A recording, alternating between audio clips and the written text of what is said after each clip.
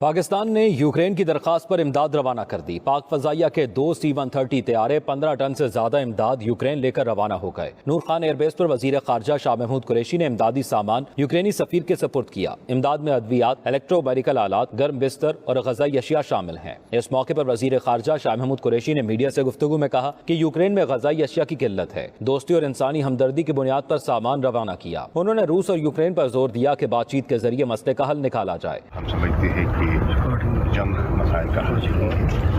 ہم سمجھتے ہیں کہ مستقبل سے، ڈائلاگ سے، ڈپلومیسی سے مسائل کو سمجھنا چاہیے اور ان کا حل نکالنا چاہیے۔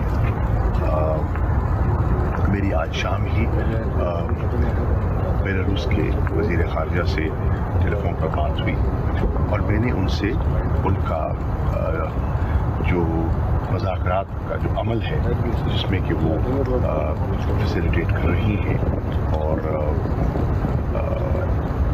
اپنے ہاں اس کو ممکن بنایا۔ پاکستان نے ہمیشہ ایک ذمہ دار اور بطور امن پسند قوم کردار ادا کیا اور ہمیشہ تنازعات اور آفات میں گھرے انسانوں کی مدد کی۔ پاکستان امداد کی فراہمی کے لیے ہمیشہ عالمی برادری کے شانہ بشانہ